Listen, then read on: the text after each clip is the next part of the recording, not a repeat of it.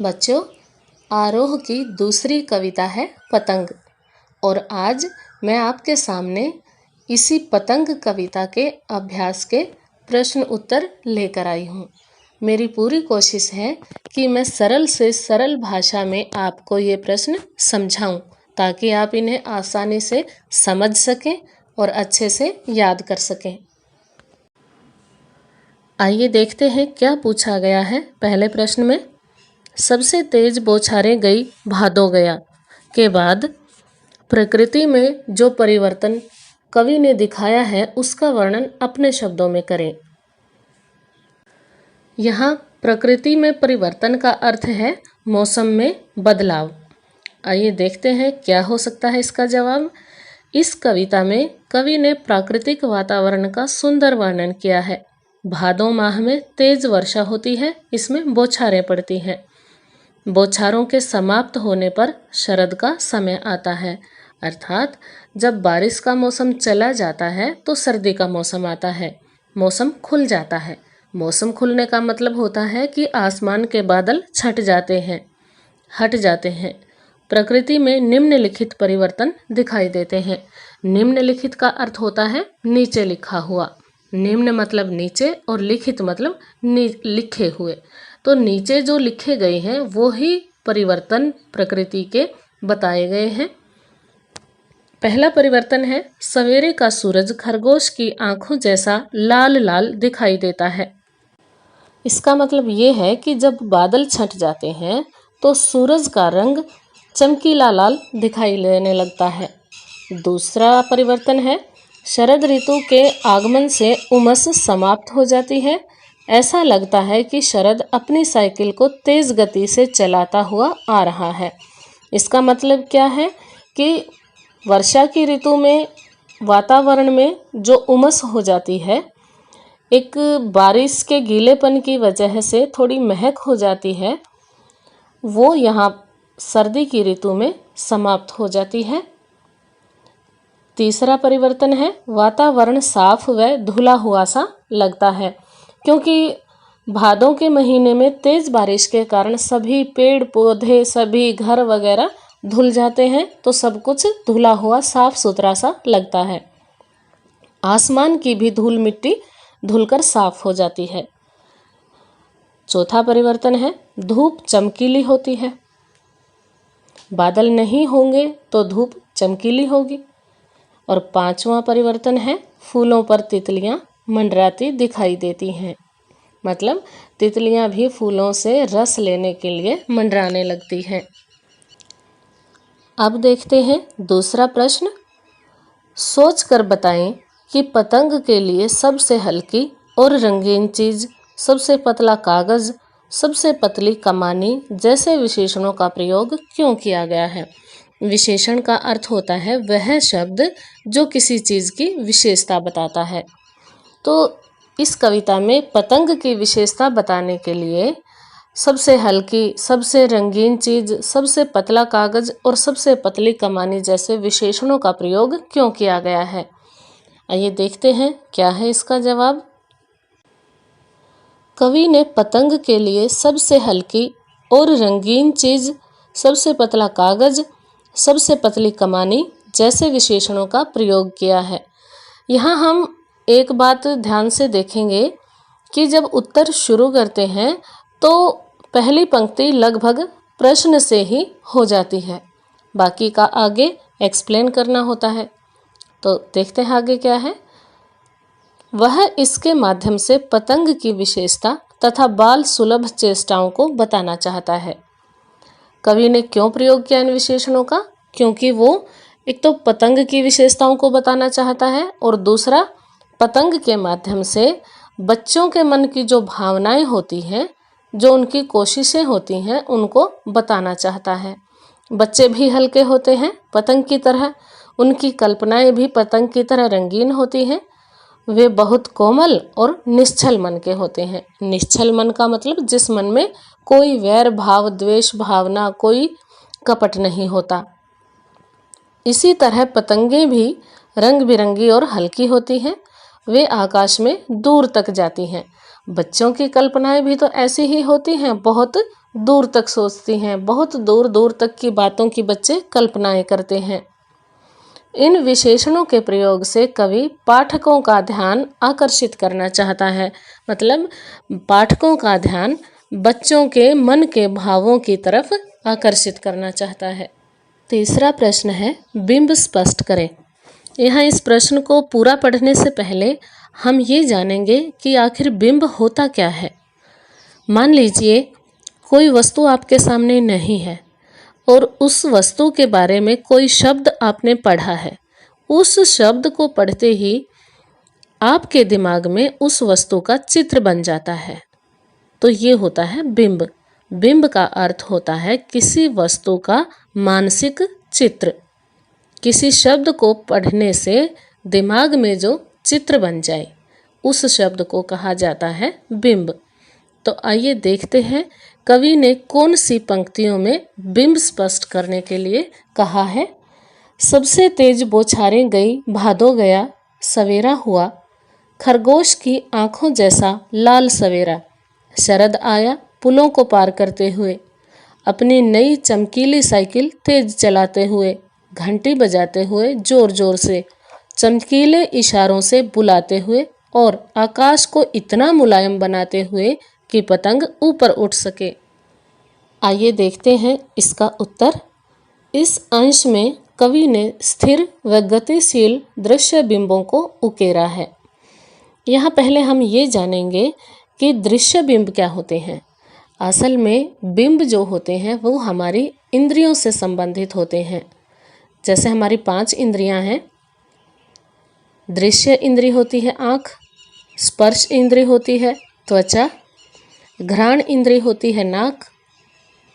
तो इसी प्रकार से ये जो 5 इंद्रियां होती हैं उन्हीं से संबंधित बिंब होते हैं। तो जो इंद्रिय है वैसा ही बिंब है। यहाँ पर दृश्य बिंब दिए गए हैं, मतलब आँखों से संबंधित है, देखने से संबंधित वो बिंब है।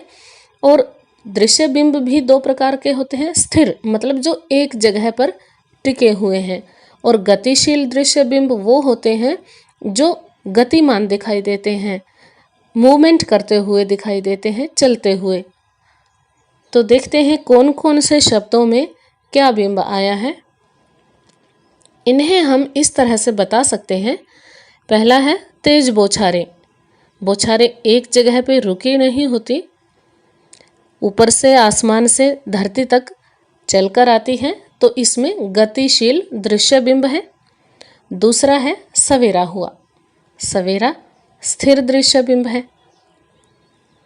तीसरा है खरगोश की आंखों जैसा लाल सवेरा। ये भी स्थिर दृश्य बिंब है, क्योंकि खरगोश की आंखें तो एक ही जगह में होती हैं, शरीर पर सरकती नहीं है, एक ही जगह पर स्थिर रहती है, इसलिए यहाँ पर स्थिर दृश्य बिंब है। चौथा है पुलों को पार करते हुए।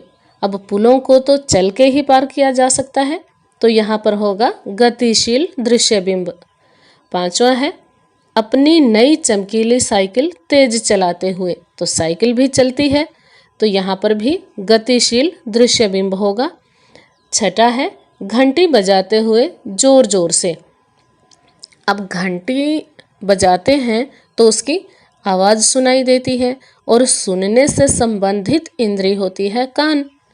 तो सुनने से संबंधित जो बिंब होता है उसको कहा जाता है श्रव्य बिंब। तो घंटी बजाते हुए जोर जोर से, इन शब्दों में है श्रव्य बिंब। सातवां है चमकीले इशारों से बुलाते हुए। बुलाना ये गतिशील काम है, तो यहाँ पर होगा गतिशील दृश्य बिंब। आठवां है आकाश को इतना मुलायम बनाते हुए। मुलायम चीज़ को कैसे महसूस किया जाता है? स्पर्श करके, छूकर। और छूना संबंधित होता है हमारी त्वचा से, वो स्पर्श संबंधी इंद्रिय है। तो यहाँ पर कौन सा बिंब होगा? स्पर्श बिंब और दृश्य बिंब। आकाश को तो छुआ नहीं जा सकता, देखा जा सकता है, तो दृश्य बिंब है। और मुलायम चीज़ को छू के महसूस किया जाता है, तो यहाँ पर दोनों प्रकार का बिंब है, स्पर्श और दृश्य बिंब। नौवां है पतंग ऊपर उठ सके। पतंग ऊपर उठेगी तो चल के जाएगी, गति होगी उसमें, तो यहाँ पर होगा गतिशील दृश्य बिंब। चौथा प्रश्न है, जन्म से ही वे अपने साथ लाते हैं कपास। कपास के बारे में सोचें कि कपास से बच्चों का क्या संबंध बन सकता है। कपास की खेती की जाती है, कपास छोटे छोटे पौधों पर लगती है और कपास को साफ करके ही रुई बनाई जाती है। कपास को सफ़ेद सोना भी कहा जाता है। ये बड़ी ही मुलायम, बिल्कुल सफ़ेद, साफ और लचीली होती है, बहुत ही मुलायम होती है। अब देखते हैं इसका उत्तर कि बच्चों में और कपास में क्या संबंध बन सकता है। कपास व बच्चों के मध्य गहरा संबंध है।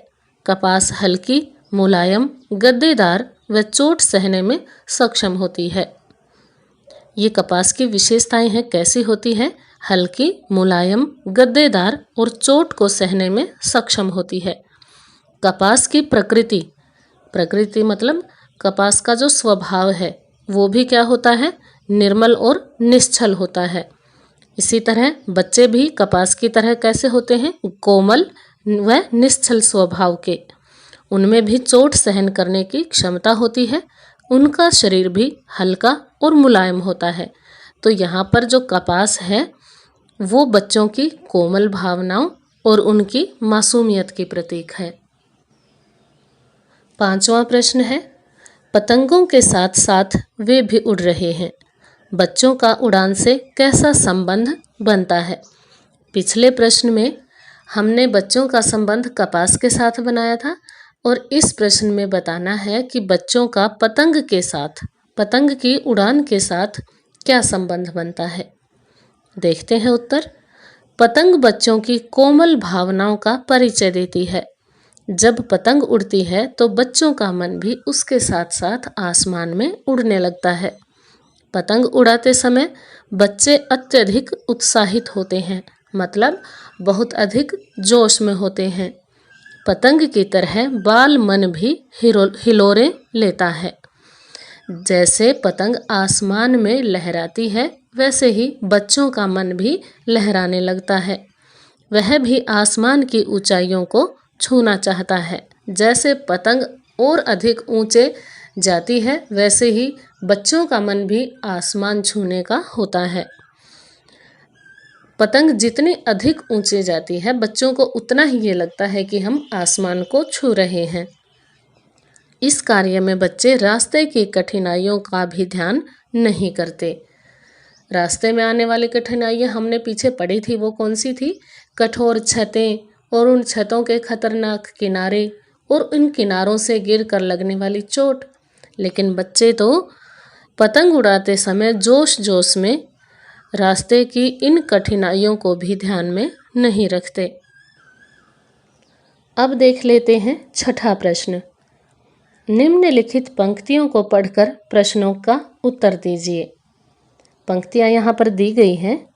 क है, छतों को भी नर्म बनाते हुए, दिशाओं को मृदंग की तरह बजाते हुए। और ख, अगर वे कभी गिरते हैं छतों के खतरनाक किनारों से और बच जाते हैं तब तो और भी निडर होकर सुनहले सूरज के सामने आते हैं। इन पंक्तियों को हमने पढ़ा। अब इनके बारे में जो प्रश्न पूछे गए हैं उनके उत्तर देने हैं। छठे प्रश्न के अंतर्गत सबसे पहली जो बात पूछी गई है वो है, दिशाओं को मृदंग की तरह बजाने का क्या तात्पर्य है। मृदंग एक प्रकार का वाद्य यंत्र होता है जिसे बजाया जाए तो बहुत ही मधुर ध्वनि, मधुर संगीत निकलता है।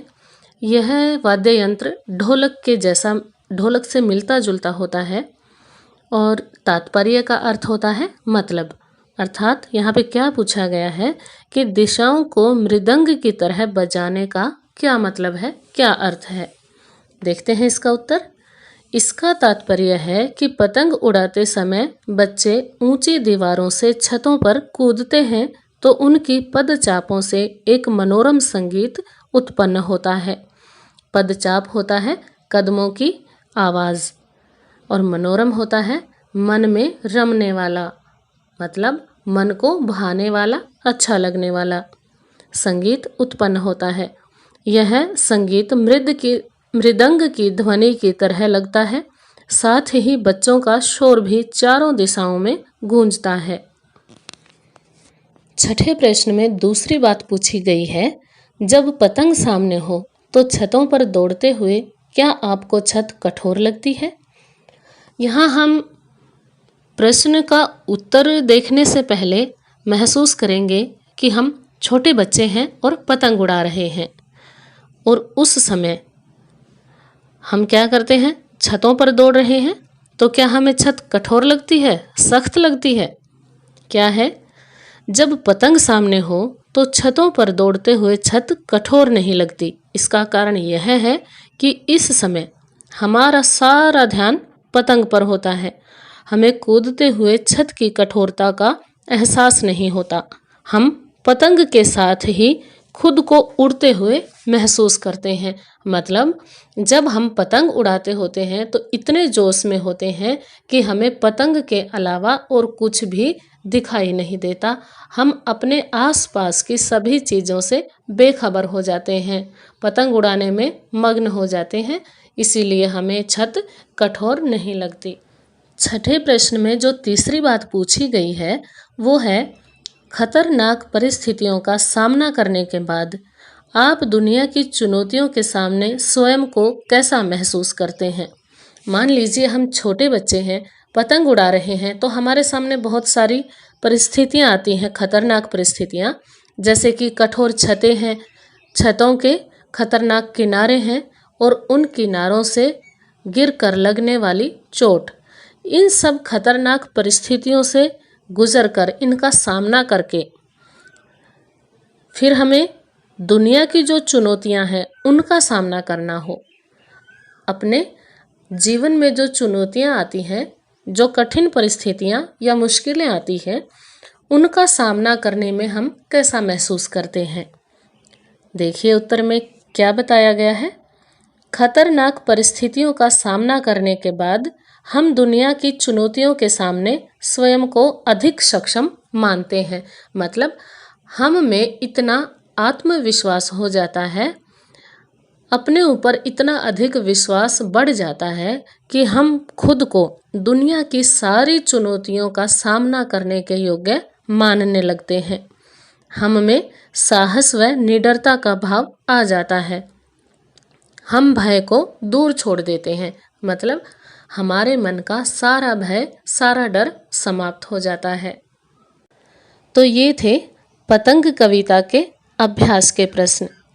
उम्मीद है आपको सारे प्रश्न अच्छे से समझ में आए होंगे और आप इन्हें याद भी कीजिएगा।